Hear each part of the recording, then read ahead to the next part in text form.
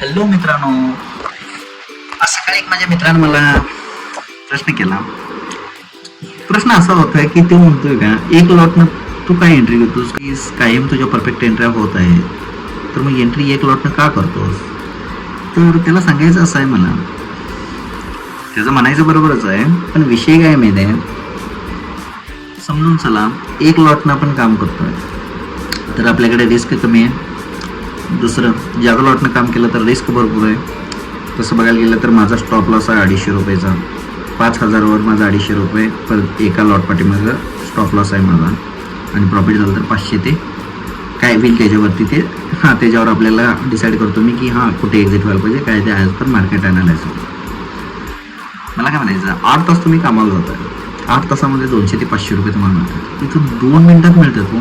फक्त तुम्ही मार्केट ॲनालिस करा, शिकून काम करा, वर्कआउट होईल.